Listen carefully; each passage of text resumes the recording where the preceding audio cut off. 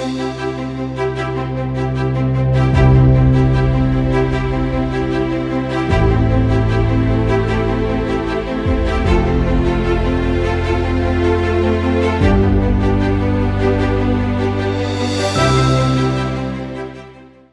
everyone, this is Rochelle Rizzi with Vrai, and I'm here today with Mike Michalowicz, who is a renowned author of several books. And I know that he's very modest and probably is thinking, why did I say renowned? Yeah, renowned, that's a pretty big word.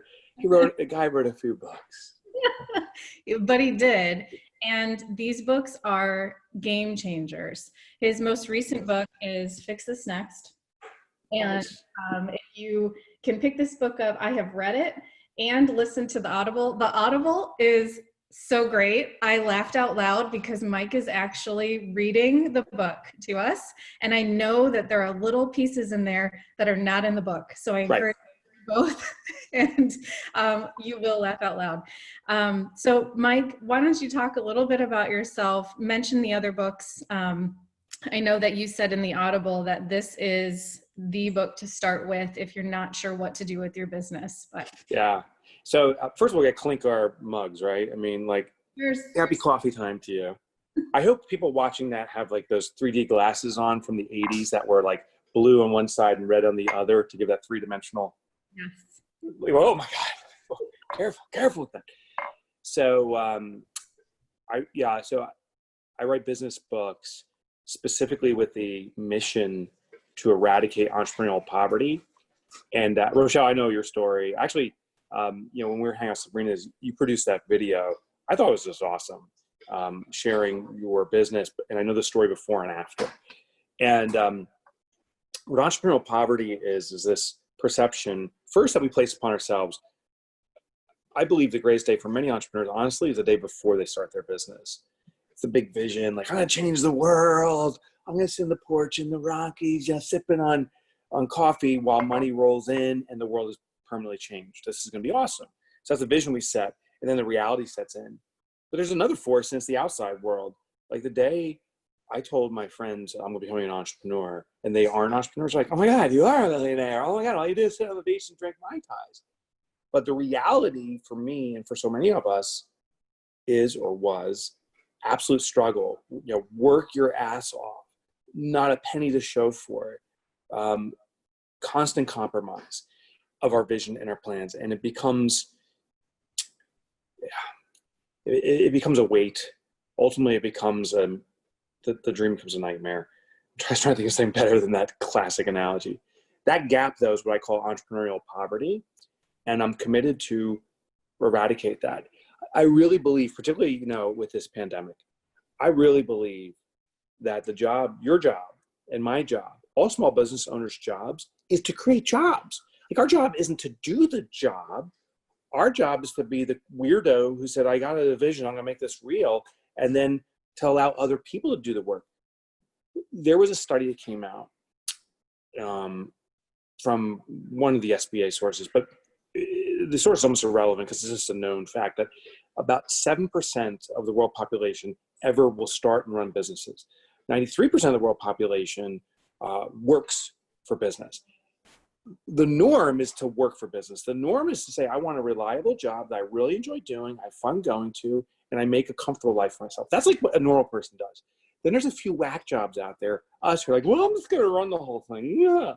And I think that's extraordinary that we took on this risk. But for us to steal the jobs by doing the work ourselves, we're preventing the normal folks who want to do the work from doing the work. So I'm on this mission to make jobs, to make jobs through entrepreneurship, to make entrepreneurs very profitable, very sustainable, so we can continue the vision. And how Fix This Next came about is I believe that the vast majority of entrepreneurs don't know what they need to do next in their business. So they go to the obvious thing. I'm just going to do the work myself. I'm just going to hustle it out. I'm going to grind it out. Those terms kill me, but we need to know what to do to bring about a sustainable business that can provide jobs for others. Right. Well, and you mentioned I originally met you. I knew of you. I met you at Story Brand in Nashville first. Was that awesome or what? It was a great workshop. I learned so much, and I've been in marketing a long time and an entrepreneur for, gosh, 20 years. And it was a game changer. It is changing the way that I'm doing work. Um, Dr. Sabrina brought me. She is Yeah. a friend of mine. And it's weird to even call her a client because we are such a tight team. I feel like it's the perfect environment for me where I feel just a part of things, and it doesn't feel like there's a separation of client slash employee. And she's really building a great culture. And why I bring her up, because she has that Breakthroughs on the Bayou retreat Yeah. that you and I attend and you co-host, and it is amazing. I did share my story there, and there are so many similar stories of entrepreneurial burnout. And Dr. Sabrina and you are both aligned with the 4-week vacation. So what you're talking about is, how do you, as an entrepreneur, elevate your role and get the right people on the bus, have the right systems, get really honed in on your sweet spot, which is mentioned in the pumpkin plan, and be able to take money first, take your profit. This is your asset. This is your investment. People, entrepreneurs, our hearts are in the right place, but if we take money last, we are not putting our oxygen mask on first. And then we can't take care of our family. We can't meet our dreams. And I did it the wrong way. So one of my missions is to bring people on board like you who can also speak to that and teach us ways to do it better. Yeah, yeah. So in Fix This Next, I talk about the business hierarchy of needs. We were talking about this offline. And what I found is there's a lot of parallels in nature that translate to business. In the pumpkin plant, I studied pumpkins and how it translates to growth. And what I studied for Fix This Next was we're animals, the human hierarchy of needs as documented by Maslow or his theory. And what I found was there's this uncanny parallel. So the quick primer on this is, Maslow says at the base, we all have physiological needs. You and I need to breathe air. We need to drink water or coffee. We need to eat food just for our base sustainability. And if those elements are not satisfied, nothing else in the remaining hierarchy matters. If you're suffocating, it doesn't matter what we're talking about right now. You need to get oxygen. But once that's adequately satisfied, and that's the key word, is adequate. Once it's adequately satisfied, we elevate to higher level needs and satisfying those according to Maslow. So safety needs, shelter, roof over our head, and so forth. The highest level needs self-actualization, living one's life's purpose, I guess, would be loosely defined that way. But at any time a base level need is not satisfied, we immediately revert to satisfying it. And this happens because we're neurologically wired into ourselves. You know when you're hungry or thirsty or can't breathe, and same, so do I. Now our businesses have hierarchy of needs, but specific to the business. Entrepreneurs get confused. We think we are the business, and that's a total mistake. We are a steward, we are a seed, and we serve maybe in some capacity as a cog, but we are not the business. It's its own entity, and it has its own distinct needs. So the differentiator between the business hierarchy of needs and Maslow is we're neurologically wired into ourselves. We know when we have a specific need. In our business, we're not. Yet we think we're the business. So I trust my gut, my instinct, I got this. We really need empirical data. That's the sensory organ for business, is data. In our personal lives, it's sight and hearing and touch. That's where the data inputs are. In business, it's actually the data itself. We have to take that data that's come in and interpolate it. The base level need for all business is sales. Sales is the oxygen for business. If you or I have zero sales coming in, there is no cash, therefore my business is suffocating. But once that's adequately satisfied, and there's that key word again, adequate, then we address profit. Profit is the absorption of that cash into the bloodstream of the business, if you will. It's the stability of the business. When the pandemic struck, it was very clear what businesses had no profitability because they were out of business overnight. It's very clear what owners are not extracting profit from their business to support their own lives because they are under constant stress and panic. They're in day-to-day survival mode. So profitability brings about stability, runway for ourselves personally and for the business. Once that's adequately satisfied, then we move to the next level need, which is order. You touched on with the 4-week vacation. It's where there is no dependency on the linchpin, the number one linchpin being the business owner themselves. Once that's adequately satisfied, we have impact. Impact gets to the transformation of clients, of serving them beyond the transaction. And sadly, to your earlier point, this is where many businesses start. They're like, I'm going to transform the world. I'm going to have such extraordinary impact. And they don't put the oxygen mask on of sales, profit, and order, and the business collapses on itself. And then the highest level is legacy. Legacy is where a business creates a permanence, where the business is intended to live on generationally, where it's not about the offering, but the impact continuing and allowing the offer to morph, the people to morph. It really becomes its own independent entity at this point. And just like Maslow's hierarchy, we must make sure the base is satisfied. If you have no sales going on right now, let's not worry about getting you out of the business. We need to get sales in. But when sales are in, it's not the only thing we need. Sales are necessary, but alone are not sufficient. Meaning, if I just keep on amplifying more and more and more and more sales, which many entrepreneurs try to do and are not extracting profit, you're actually putting more and more and more burden on the company. Sales translates to stress, organizational stress. Every time you have a sale, you're responsible to deliver on that promise. And as a small business owner, that's on my shoulders. If everyone else fails to do it, I got to do it. So as businesses sell more, the owner, in many cases that are just focused on sales, becomes more and more stressed out. You must have sales, but then once we have some sales, our question becomes, are we extracting profit from it? If you're not extracting profit from the sales, the question is why? Do we not have a profit system or process? Or is it because we have to increase sales a little bit more to start eking out profit? Many entrepreneurs don't consider that. They just say, sell more, sales cures everything, which is total bullshit. It does not. Mm-hmm. So sales needs to support profit. Profit must be in place, and profit supports order. How this works is, if you have runway, you can start extracting yourself from the business. You can start focusing on the systems and redundancy. You don't have dependency on individuals. You build this kind of web structure. And once that's in place, that means there's efficiencies being created throughout the organization. Then we can focus on having a systemized impact on our clients. Some people say, oh my gosh, my client loves me. I am having impact. How many clients do you have? I have 100. How many said that? Well, one said that. That's great for that one person, but that's not systemized impact. Impact is where it's consistent transformation. Harley Davidson. I don't know. You're a big motor. You look like a big motorcycle rider, so I could consider you. Yeah. No. I can see you just revving up the hog and firing up. Yeah, I sense that. Maybe a nice leather jacket, and that's about as far as I would take it. Okay. But if you did buy a Harley, it means something about you. The day you own that bike, you can buy bikes anywhere, but the day you buy that bike, now you belong to a family or a tribe. It's a transformational experience for the people who choose for it to be transformational, because that means something. My point is, they have systematized the impact, the transformation, and anyone can do it. And you can even sell motorcycles doing it, or you could be a heart surgeon, which is very clear, saving lives doing it. But the question is, are you doing it for the vast majority?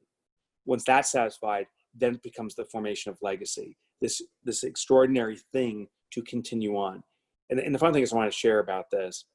I was interviewing owners that have achieved legacy. I have not. I'm scratching the surface sometimes, but I'm reverting back. Just like Maslow, you don't stay at one level. You have to revert to where there's a need. Right now, in the pandemic, I don't do much speaking. Actually, I had my first speaking event today to 3 people. It's the first live event. It's a mastermind. We're socially distancing. We have actually a huge space so we can stay safely apart. But there's something about having that personal experience. But speaking in general has gone away in the traditional sense. I had to reinvent myself through sales, and I've been able to, but all my focus has been there. Well, the people that are focused and are achieving legacy, I found a fascinating commonality.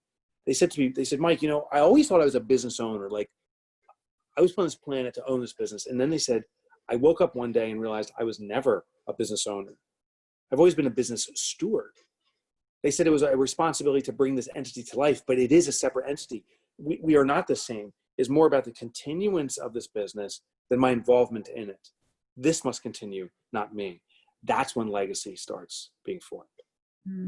That's really powerful. There are a lot of good nuggets in there. One that struck me, that's relevant probably to most, I've 90% of entrepreneurs have been there at one point in time where they're focused on revenue, not profit. Yeah.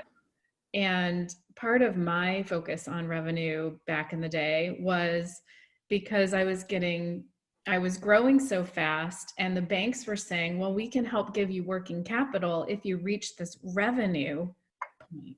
So I became $1 million marketing agency with very little margins. And I was taking the scraps, which caused a lot of stress at home. It caused a lot of just this feeling of this churning of I need to sell more. And it was, you're in a hamster wheel. And I think you even said that in your book. But there's no end to that. You have to really figure that out. Did you go into your business for personal freedom and financial freedom? Was that were those drivers behind why you were doing it? Yeah, I initially started it. I got fired from a job when I was pregnant with my first son.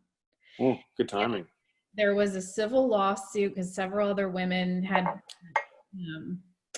I guess, put in a corner for various reasons.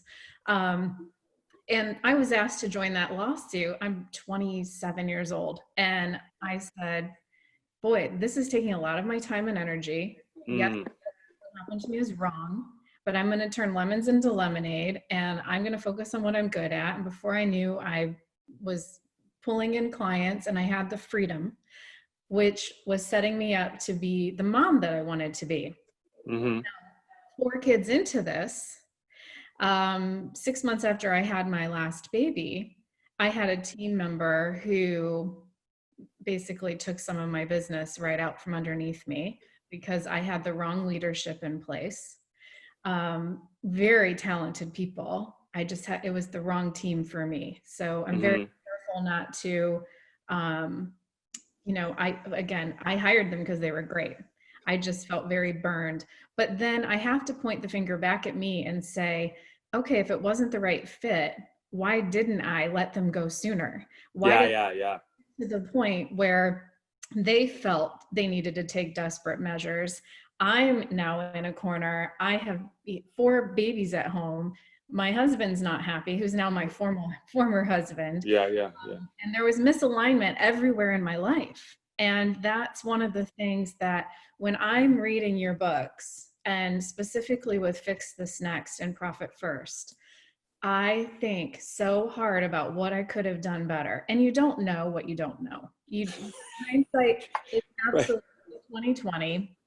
But I'm still learning. And I think my key, and one of my greatest mentors said, yes, all these people did all these things to you, right? And this took me some courage to finally admit that I can't point the finger out there, right? Like, it's not everybody else's fault. I made some mistakes and I've learned from them. My intentions were good. They were always good. I'm a good person. I was leading with my heart. I did have one profitable business that I sold and paid capital gains. So, you've made it, right? When you pay the check. But you have to look at the balance in the life. And I wouldn't have needed working capital from the bank if I had been profitable in the first place. I'm into that. You know what's so funny is I find many entrepreneurs, you said, I said, did you start this for personal freedom, financial freedom? You said, yes. I think that's true for every entrepreneur. That's why I started it. To do what I want, when I want, personal freedom, to not worry about bills, right? Financial freedom, like that's a combination. And the great irony is the vast majority of entrepreneurs are not getting by. They're experiencing financial stress and personal stress. So the 2 reasons we start the business are the 2 things that don't come about. It's crazy. And we try to sell our way out of it. Most of us just say, if I get that $1 million mark, I don't know if your story is like mine, but I remember when I first started, I was like, oh, when I hit $100,000 in revenue, I'll probably taking home $100,000, right? And hit $100,000 in revenue, and I wasn't taking home $100,000. I actually had lost another $20,000 of savings. And it's like, oh, the magic number is 250, and it's not there, and then it's 500, and then for most entrepreneurs, it's like, oh, it's the $1 million mark. That's when everything changes, and that's actually when the nightmare really sets in, because you have to change your style to grow. Once you hit that $1 million, it seems like a magic number in that regard, but it puts a new stress, a new responsibility in the organization, managing people, never missing payroll, all these different elements. And that's actually when many businesses start spiraling even worse. I think it's the great irony. And I think it's a misunderstanding of this hierarchy of needs, that we just try to skip levels. And if we don't get the foundation right, if we don't get profit right from the get-go, it's going to keep biting us in the ass over and over and over again until we get it right. Mm-hmm. I mean, it's so, when I was reading this, I thought, this seems so simple, right? Like, why didn't anybody come up with this sooner? But Yeah. you're Eureka. And I was a psych major, so the behavior of people is fascinating to me. Me too. And I'm constantly reinterpreting who I am. This is such a map for success. I can't speak more highly of it. It's just very wise. Thank you. Should be like the book everybody goes out to read right now. Well, thank you. Just one little vignette. I actually did a presentation to psychologists, mental therapists. Actually, look at this. Look at this shirt I'm wearing. It says "Mental Health Matters." Oh, good. I love that. That's from the event. It was a virtual event. They were kind enough to send me a T-shirt, mailed it to me, and there was a couple hundred folks on there. And I'm like, this is very awkward because I'm going to introduce you to a thing called Maslow's hierarchy of needs. I suspect you know this. And of course they all know it. And there's a little bit of a chuckle. I said, well, I want to introduce you to how it applies in your business. And the feedback was like, why didn't we think of this? The interesting thing is the obvious answers aren't presented, they aren't obvious. Like the obvious answer is obvious in hindsight, but we're buried by so many inputs that even people that study this for a living didn't see necessarily as a whole a link to their business until it was presented and they say, oh yeah. And my hope now is now that they see it, they grab onto it and run with it. Mm-hmm. I feel my life's job in processing entrepreneurial poverty is just to really discern stuff to the simple concepts. Doesn't mean simple is not easy, by the way, but it's the simple concepts so it's digestible, and then allow entrepreneurs to do the necessary hard work, but at least under a simple context. So thank you for those kind words. That does really touch me. And I hope that's what it does for other entrepreneurs too. Yeah, well, it's interesting that you're wearing that shirt because I had another interview yesterday and mental health came up, and I started thinking about with Fix This Next and the hierarchy of needs, that if you were to do this and eliminate stress, and first maybe you need to have your vision for your life. If you are not clear on that, then none of this matters, because you have to be able to do the hard work, which sometimes means saying no to sales, to stay in your sweet spot, to make sure that it's profitable. Even if you want to be of service, is it serving your vision? Because if you can't, again, it comes down to the oxygen mask first. If you're outside of your vision and outside of your boundaries, which could be time, it could be you're taking less money than you deserve, it could be just an energy, you know, it's not the right energy fit, it's not the right cultural fit, whatever it is. If you can't have the discipline to say no, then you won't have the energy to say yes when it matters. And so true. I think that you start with vision, you understand where you want to go in life, you understand what you want to bring back to your family, for yourself, because at the end of the day and at the end of your life, you're going to leave your business one way or another. You're either going to sell it or you're going to be 6 feet under. Yeah. You know, you want to be prepared. You want to leave your family prepared. You need to focus on that big picture, and having a profitable business is an investment for all the things you want to have or do or whatever. But this hierarchy of needs gives you a roadmap to get there if you're clear on where you want to go. Yeah. I think it does. I really think it does. Yeah. So we can leave it at that. I know that you have a website with all of the tools on there. I do. So it's fixthisnext.com. And what I did originally was I spoke with a woman named Sally Hogshead. She's actually big in the behavioral psychology kind of space, and she wrote a book called Fascinate, which is an excellent book. And we were talking one day, and she's like, she sells a survey so you can find out your fascinating points. And she's like, it's really compelling for people to very quickly find out where to evaluate themselves. And so I was like, oh my gosh, this is it. 7 evaluation. last minute, the president of our company and I had a conversation. We said, you know what, we're not going to charge for this. That was our plan. We're just going to make it free. So it's totally free. It's available right now. If you go to fixthisnext.com, it's this big red button. You can't miss it. It says take the free evaluation. And there's no downloads or anything. It's just instant. So you have to go through the process of answering about 25 questions that make up what I call the common DNA for all business. And they're yes, no answers. Make sure you have some data in your mind, or at least you can look and verify. It'll ask you some very specific questions, but it's all accessible and easy to do. After those 5 minutes, it'll say, this is the exact problem your business has right now, what I call the vital need. Of all the things that you can do in your business and need to do, there's one that will move the business forward in this moment the most. It will tell you what that is. And if you concentrate your energy on resolving that, if your business is thirsty, we're going to give it some coffee or some water.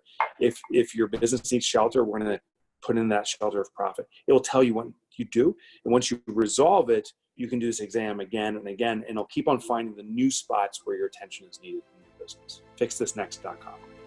That's great. Thank you, Mike. Thanks, Rochelle. I appreciate you. You are a gift. Thank you.